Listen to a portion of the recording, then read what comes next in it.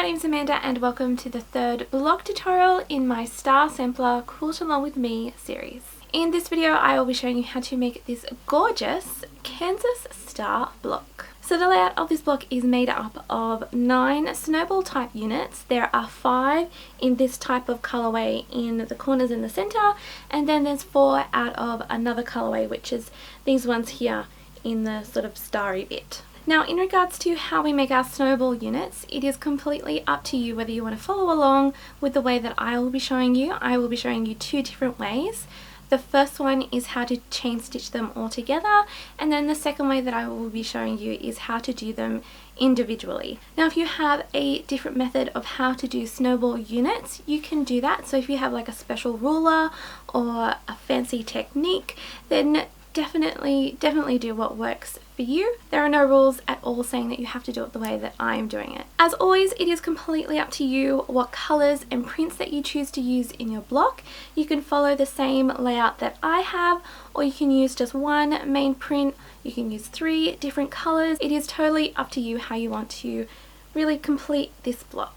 As always, you will find all of the measurement and cutting instructions for this block down in the description box below. You will also find a link to the pattern sheet in the top line as well for you to go over and print out and follow along with. And so with that, this is how we make the Kansas star block. The fabrics I'm using for block 3 are the Kerchief solid for the background, Notorious in Black Cat as my main fabric, and Print Shop Meadow in Citrus for my second fabric. So to make the Kansas star block, you will need to cut 4 4.5 inch squares from your background fabric and 5 from your main print fabric. Then cut 8 2.5 inch squares from each of your printed fabrics and 20 from your background fabric. Before beginning, separate the squares into 2 piles. Firstly, pair the 5 4.5 inch squares with the 20 background squares, and then pair together the 4 4.5 inch squares with the 2 piles of 8 2.5 inch squares.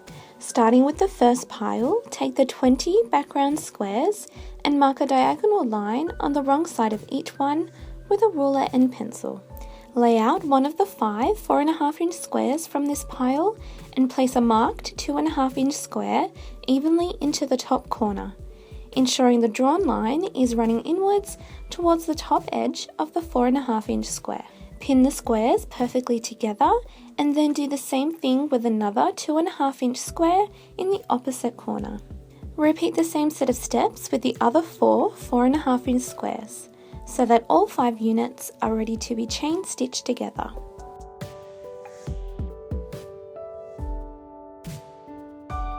At the sewing machine, take the first unit and carefully sew on top of the marked line. Then feed through the next unit, stitching on top of the line again. Once all units have been chain stitched together, turn them around and sew on top of the line on each square until you reach the end. Snip each of the joining threads, and then on all 5 units, trim the excess corners down to a 1/4 inch seam allowance. Then press each corner outwards with a medium to hot steamy iron. From here, repeat the same set of steps from the beginning to finish off the opposite corners to these units.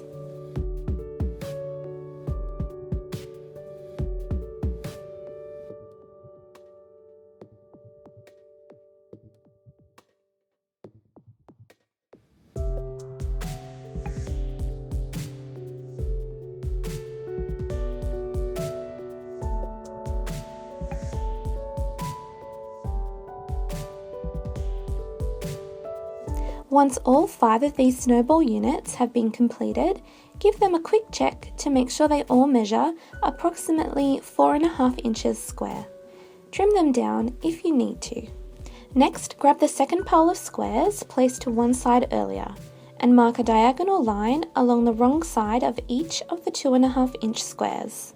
Place a main print fabric square evenly into one corner and pin it into place.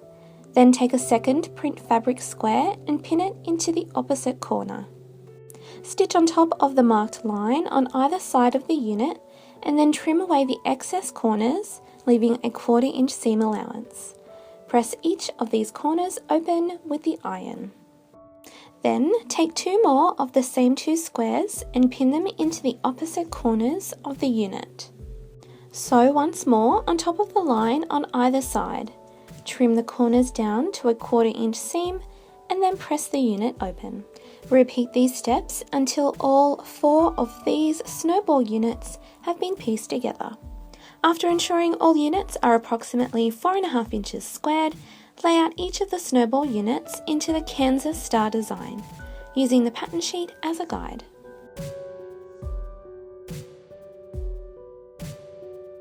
Starting with the top row, piece it together by flipping the center unit over onto the one to the left, ensuring the diamond points in the units are lining up with one another.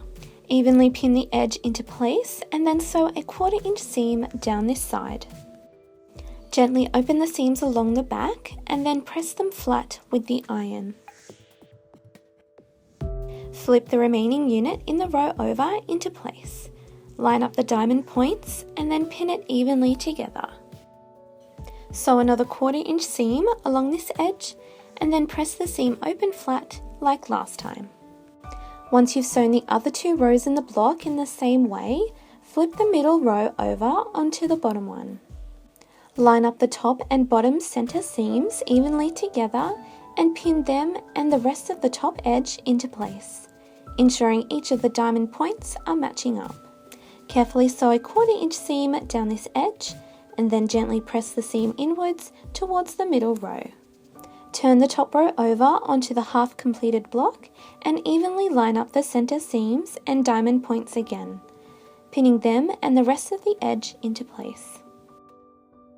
Sew one last 1/4 inch seam along this side and press the seam inwards towards the middle of the block. Using spray starch, give the completed block a good press and then square it up to a 12.5 inch square.